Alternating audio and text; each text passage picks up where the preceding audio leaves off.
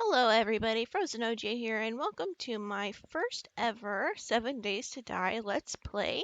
I'm starting a new game, as you can see, um, and it is going to be a Dead is Dead game where if I die, game over.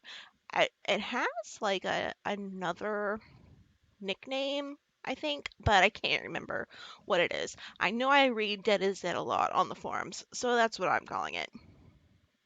Anyway, I often die a lot.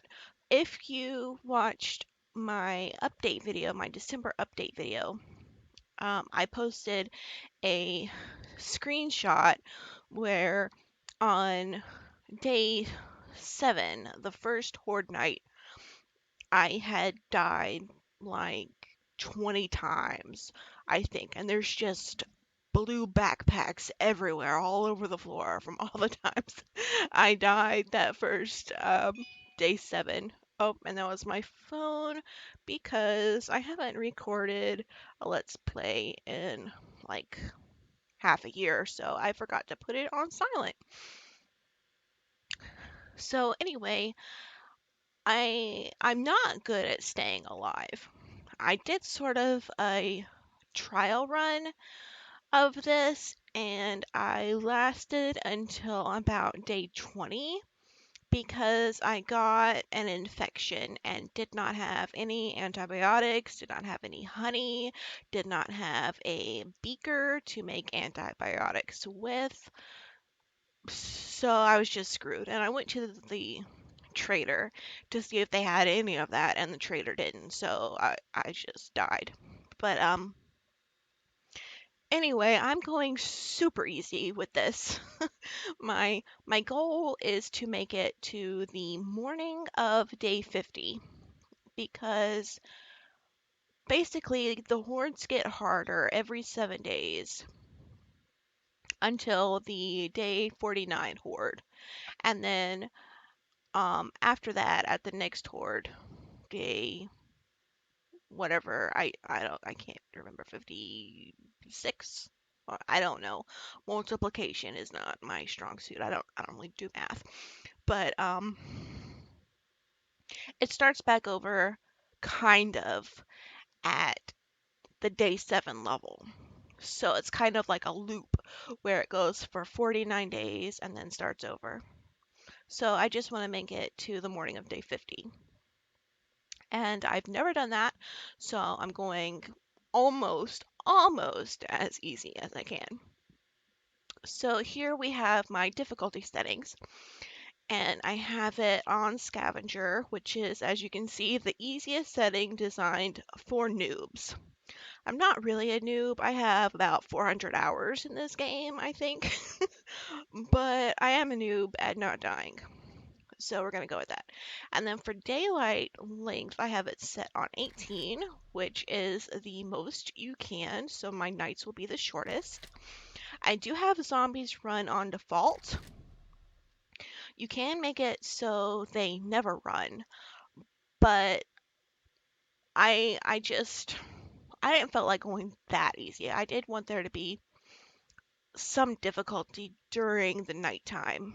And enemy aggression is normal because there isn't a lower setting. It's normal or feral, and feral isn't good. So they're just on normal and persistent profiles.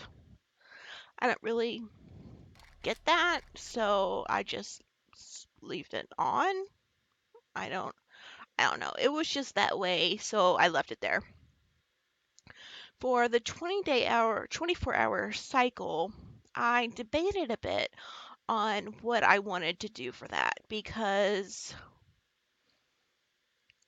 the longer the cycle is, the longer daytime is. So the more time you have to get things done. Of course, nighttime, you can get things done at nighttime too, some things, but you can go out of your house or of your mind and do things for longer. You have a longer time to get ready for the Horde Nights. But that also comes with a downside because the way hordes are now, the longer you stay alive, the more difficult they are. So, but I think that's it in days. So that might not matter as much for the hour cycle. But also, what level you are, the harder the hordes are. So, if your days are longer, you have more opportunity to level up in between each horde, which means the hordes are going to be even harder. And I didn't know if like it goes up to 120 minutes. And I didn't know if going up to 120 would make the hordes like ridiculous kind of because of leveling up. And that would also make this series really, really long trying to get to day 50. So I kind of like 50 is the um, default. So you can see it's white, that means it's the default, and yellow is like modded. So 50 is the default, and I don't feel like that's enough time. So I'm going to go with 90 minutes, and 90 is what I did for my test run. Block durability, I left at 100% because, as it says over here on the little description thing, it modifies the hardness for you and zombies. So it kind of equals out. Sure, a block might be easier for me to hit, so I can get more of whatever resource I'm trying to get, or I can break into buildings faster, or whatever, but zombies will also be able to break into my base easier. So I just left that at normal. Um, Loot abundance, I ramped all the way up to 200%. I think 100% is normal. Yeah. Oh, wrong thing.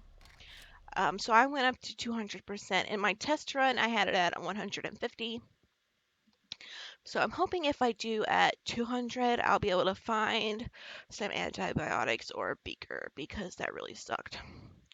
So loot respawn time, I don't even remember what the default is. I think it's a lot. Geez, it's definitely a lot. Is it all the way at 30? Wow, okay. So loot normally respawns in 30 days, which would mean it would respawn once over the whole series. So I have that way down at 5 days.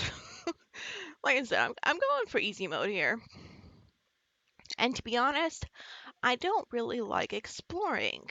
I I don't care for it all that much. If this was a real zombie apocalypse, I would not be out doing loot runs. I'm not Daryl. I'm gonna stay at our base and do the stuff at the base. Like I'm Rick out there gardening in the prison. That's me. In fact, in a multiplayer game I was playing with my friends, we weren't at a prison. We were at a military base, but I mean like that was kind of my job. Like I had a garden inside of the walls. It was kind of like a castle. So very very similar to that. I don't like exploring. So with 5 days, I don't have to go as far to find new stuff. I can just go to places I've already been before 5 days earlier and get new stuff from them instead of having to go like really far from my base where I get nervous about, getting left out in the dark or something. Anyway, so drop on death. Normally you drop everything, I think. Yeah. So I have it where it doesn't matter really. I have it on 2 belt only, just because that's what I normally do in my single player games is tool belt only. But like I said, it doesn't really matter because my plan is not to die. If I die, it's game over. So I could really have delete all, and it wouldn't make any difference because I'm going to end the game anyway. But I'm just going to leave it like that because it doesn't really matter. Okay, enemy memory. So this is the time in real seconds that a zombie will pursue something it has sensed in the world. And I have that all the way down at the bottom, which is 30. I think 60 is the default, so I have it on 30. I think in my test I had it at 45. but I'm going to make it even easier since I failed at the test. So enemies spawning, medium. Medium is the default, and I like disabled. I guess that would be like 0 zombies in the world, but I don't know. That wouldn't be like a much of a zombie game. I mean, I guess you still have the hordes that come every 7 days, but I feel like there has to be some zombies the other 6 days. So I'm gonna go with very low, which is 50% of the default. Okay, airdrops. I guess that's the default is every 3 days, and that's how often supplies are airdropped in-game hours. It should say in-game days, I guess. I don't know. Should I change that to every? I feel like if it's every day, then I'm going to be spending all of my time trying to find airdrops. So I'm just going to do every 3 days. Cheat mode is off because this isn't a cheating game. This is just a normal game. And then airdrops, marking airdrops, I have that turned to on. So this will show the airdrops on my map and my compass. In my test game, I did not have it where I could see the airdrops, and I did not go after airdrops.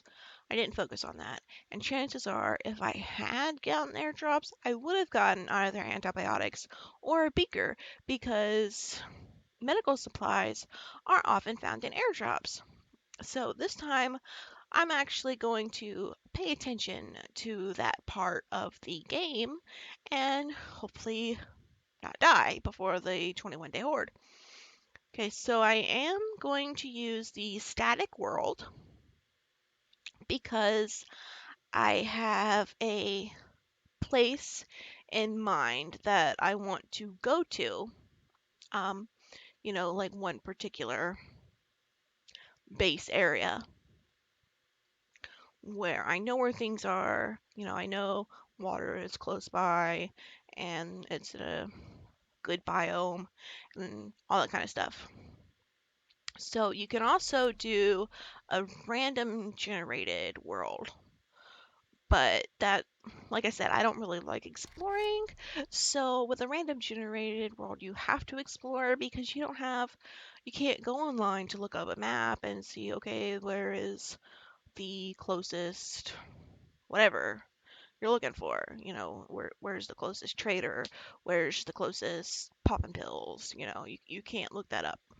But with the static world, Navezgane, I don't know if I'm pronouncing that correctly or not.